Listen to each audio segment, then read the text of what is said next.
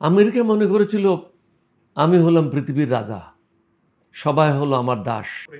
সে একটা যুদ্ধের থেকে সসম্মানে বেরোতে থাকছে, কোনো একটা রাস্তা তালাশ করতেছে, কিন্তু ইরান সে রাস্তা দেবে না তাকে। একটা তথ্য এখন সারা পৃথিবীতে সবচেয়ে আলোচিত, সেটা হচ্ছে চীনের সাথে আমেরিকার যে সফর, বলা হচ্ছে যে এটা ব্যবসায়িক সফর, কিন্তু এর ভিতরে অনেকে বলছে যে ইরানকে থামানোর জন্য একটা নাকে খতের মতো অবস্থা। তো এটাকে আপনি কিভাবে দেখেন? এত ব্যবসায়িকদেরকে নিয়ে তিনি সেখানে গিয়েছেন। এটা একটা স্বাভাবিক ঘটনা। এক রাষ্ট্রনায়ক আরেক রাষ্ট্রনায়কের সাথে বৈঠক করবে, নিজের স্বার্থ উদ্ধারের জন্য অপরের সাথে আলোচনা করবে। প্রত্যেকের স্বার্থ উদ্ধারের জন্য বিভিন্ন দেশে যায়। এটা কোনো নতুন কোনো জিনিস না। ইরানকে দমন করা কোনো শক্তির পক্ষে সম্ভব না। আল্লাহ রসুলই তো বলে গেছেন, খোরাসান থেকে কালো পতাকা উত্তোলিত হবে কলমাওয়ালা।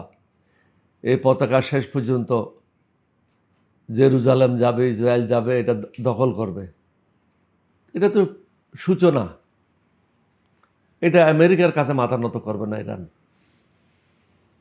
কারো কাছে মাথা নত করবে না। ইসলাম ধর্মে মুসলমানরা মাথা দেয়, মাথা নত করে না। বেঈমান মোনাফেক ছাড়া কোনো ইমানদার লোক অন্য কারো কাছে মাথা নত করবে না, মাথা দেবে। কিন্তু এখানে একটা বিষয় হচ্ছে যে ইরানের এতগুলো প্রথম স্বাধীনতাগুলো মেরে ফেলে, তো তারপরও ইরান মানে পৃথিবীতে এটা কোনো ফার্স্ট একদম নাড়িয়ে দিয়েছে হরমুজ এটাকে বন্ধ করে দিয়ে। তার মানে কি পারমাণবিক অস্ত্র থেকে শক্তিশালী অস্ত্র ইরানের অবশ্যই ওদের কাছে পারমাণবিক অস্ত্র আছে, এটা তো ওরা বলছে। এখন তো 2 দিন আগেও বলছে যে এনরিচমেন্ট করে এটা 90% চলে যাব, পারমাণবিক বোমা বানিয়ে নেব। ওরা তো কারো ভয় করে কথা বলছে না। ইতিমধ্যে নিশ্চয়ই দেখেছ, সৌদি আরবিয়া, কুয়েত, এরা নিজেই বলছে আমেরিকাকে যে আমাদের আকাশ সীমা আর ব্যবহার করতে পারবে না, আমাদের স্থল সীমা ব্যবহার করতে পারবে না। ক্রমশ সব মুসলমানরা ঐক্যবদ্ধ হচ্ছে, মিডল ইস্টের সব মুসলিম দেশগুলো ঐক্যবদ্ধ হচ্ছে, এবং এটা হতে বাধ্য। তাদের নিজের অস্তিত্ব রক্ষার জন্য তাদেরকে ঐক্যবদ্ধ হতে হবে। এটা আল্লাহ রাব্বুল আলামিন কোরআনে বলেছেন, আল্লাহর নবী হাদিসে বলেছেন। এটার বাইরে তো কোনো কাজ হবে না। ইসলাম ধর্ম হলো একটা পূর্ণাঙ্গ ব্যবস্থা, এটা আল্লাহরই ধর্ম। আল্লাহ নিজেই বলেছেন এটা আমার ধর্ম, ইসলাম ধর্ম আমার ধর্ম, এবং আমি যে ভাগ্যবান, আমি এই ধর্মের একজন দীক্ষিত মানুষ। আচ্ছা, এখন এই আমরা যেটা জানলাম গণমাধ্যমে বলাতে যে হরমুজ প্রণালী বন্ধ করে দেওয়ার ফলে সারা পৃথিবীতে একটা খুব খারাপ অবস্থা বা একটা প্রভাব পড়লো আর কি। কিন্তু এখান থেকে তো 20% তেল অন্যান্য দেশে যায়, কিন্তু তারপরও পৃথিবীর এই অবস্থা কেন হলো? পৃথিবীতে সব জায়গায় এফেক্ট হবে এটা ঠিক না। অনেক দেশ আছে তাদের তেলের প্রয়োজন নাই, তাদের তেল যথেষ্ট। কিন্তু বড় বড় দেশগুলির যখন অর্থনৈতিক সমস্যা হয়, ছোট দেশগুলি তো অনেকগুলি বড় দেশগুলির উপর নির্ভরশীল। সুতরাং সেই দিক থেকে বিবেচনা করলে ছোট ছোট দেশগুলিতেও এফেক্ট হবে। যেমন বাংলাদেশে দুর্ভিক্ষ হওয়ার সম্ভাবনা 60%-এর উপরে। কিভাবে এটা মনে হলো আপনার? কেন বা কবে হতে পারে? এটা কি 10 মিনিটে 5 মিনিট এক্সপ্লেন করার বিষয়? এটা তো আর সলিমুল্লাহর পিএইচডি না যে আমি তাড়াতাড়ি বলে দেব। এটা তো এক্সপ্লেন করতে হলে অনেক জিনিস আসবে। কারণ এটা তো পৃথিবীতে প্রত্যেকটা দেশ একটা আরেকটার উপর ডিপেন্ডেন্ট। ছোট জিনিসের জন্য হোক আর বড় জিনিসের জন্য হোক, আমরা প্রত্যেকে এই পৃথিবীতে সবাই আমরা বলি যে আমরা স্বাধীন। পৃথিবীতে কোনো দেশ স্বাধীন না। আক্ষরিক অর্থে আমরা স্বাধীন, কিন্তু বিভিন্ন কর্মকাণ্ডের জন্য আমরা একে অপরের উপর নির্ভরশীল। যেমন আমেরিকা পৃথিবীর সবচেয়ে বড় একটা শক্তিশালী দেশ, কিন্তু তাদের সে অস্তিত্ব রক্ষার জন্য তাকে পৃথিবীর বিভিন্ন জায়গায় মিলিটারি বেস করতে হয়েছে।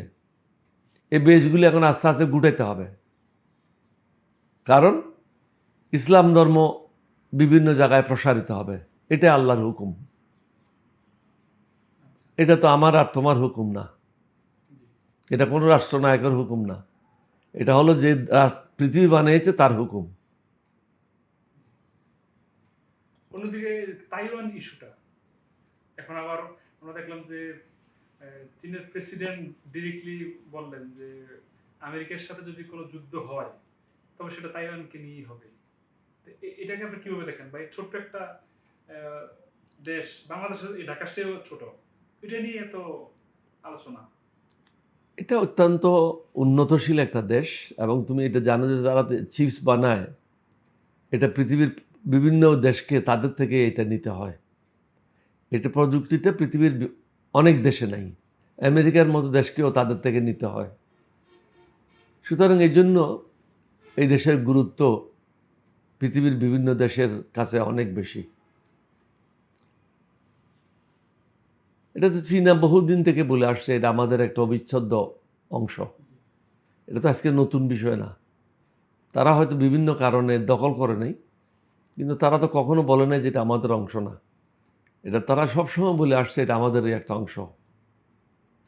কিন্তু দখল করতে না পারার পেছনে কোনো কারণ আছে কিনা? ছোট্ট একটা নিশ্চয়ই এটা ওরা হয়তো চায় নাই দখল করতে, বা অশান্তি সৃষ্টি করতে চায় নাই, বা হয়তো এটা দখল করতে গেলে অন্য দেশ জড়িয়ে পড়বে, এটা যুদ্ধ জড়িয়ে পড়বে।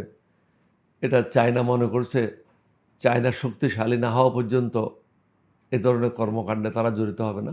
চায়না তো বর্তমানে পৃথিবীর অন্যতম বৃহৎ একটা শক্তি, যে কোনো দেশকে তারা কাবু করতে পারে। তুমি নিশ্চয়ই দেখেছো ভারতের মতো একটা প্রভাবশালী দেশকে পাকিস্তান তাদের 30%-এর 1% সমান কিভাবে সমগ্র ভারতকে 1 ঘন্টার মধ্যে নাকানি চুপানি খাওয়াই দিল, গায়ের উপর গিয়ে বম্বিং করে আসলো, তারা জানলই না। কারণ তাদের যে নেটওয়ার্ক ছিল রাডারের, সমস্ত রাডারের নেটওয়ার্ক জাম করে দিয়েছিল। এটা চাইনিজ যে লেটেস্ট টেকনোলজি, এটা যে কোনো সময় জাম করে দিতে পারে। রাডার যদি জাম করে দেয় তাহলে তুমি তো জানবেও না তোমার গায়ের উপর এসে কেউ বম্বিং করতেছে। ইন্ডিয়ার ক্ষেত্রেও সেটা হয়েছে। ইন্ডিয়া তো বাপ বাপ করে ট্রাম্পকে ধরলো যে বাবা বাঁচাও পাকিস্তানের হাত থেকে। তারপর তো ট্রাম্পের হস্তক্ষেপে এটা যুদ্ধ বন্ধ হলো। কিন্তু এখন তো আবার দেখতেছি যে অন্য বিষয় যে ট্রাম্প আবার পাকিস্তানের দ্বারস্থ হয়েছে। এ, তো মানে আমি তোমাকে প্রথমে কি বললাম যে পৃথিবীতে আক্ষরিক অর্থে প্রত্যেকটা দেশ স্বাধীন, কিন্তু প্র্যাকটিক্যালি কোনো দেশ স্বাধীন না। কোনো না কোনো জিনিসের উপর তোমাকে অন্য দেশের উপর নির্ভরশীল।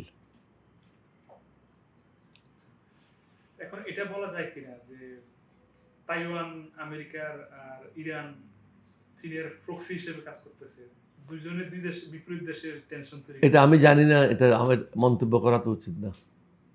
আমি যেটা দেখি নাই, যেটা জানি না, এই ব্যাপারে মন্তব্য করাটা আন্দাজের উপর ঠিক না। আচ্ছা, আপনার কি মনে হয় কিনা যে শুধুমাত্র ব্যবসায়িক সফর নাম দিয়ে মানে ইরান ইস্যুতে তারা সফরে গিয়েছে? সে একটা যুদ্ধের থেকে সসম্মানে বেরোতে থাকছে, কোনো একটা রাস্তা তালাশ করতেছে, কিন্তু ইরান সে রাস্তা দেবে না তাকে। কিন্তু আমেরিকা এই পরিস্থিতি পড়লো কেন? আমেরিকা মনে করেছিল আমি হলাম পৃথিবীর রাজা, সবাই হলো আমার দাস। কিন্তু আল্লাহ বলছে না, মুসলমানরাই হলো পৃথিবীর রাজা, তোমরা না। এটা তো আল্লাহ বলছে। Islam is a complete code of life. এটা তো আমি বলি নাই, আল্লাহ বলছে ইসলাম হলো পূর্ণাঙ্গ জীবন ব্যবস্থা, এবং এটা আমারই ধর্ম। যেখানে আল্লাহ অন্য ধর্মকে তো বলে নাই যে আল্লাহর ধর্ম। যদিও কিতাবই আরও আছে, 4টা কিতাব আছে, 4টা কিতাবের মধ্যে কোরআন হলো একটা, কিন্তু আল্লাহ তো ইসলামকে বলছে এটা আমার ধর্ম। অন্য কোনো ধর্মকে তো আল্লাহ বলে নাই এটা আল্লাহর ধর্ম। সুতরাং আমরা তো ভাগ্যবান, আল্লাহর ধর্মের অন্তর্ভুক্ত আমরা। ইরান তো আল্লাহর ধর্মের অন্তর্ভুক্ত, ট্রাম্প তো আল্লাহর ধর্মের অন্তর্ভুক্ত না।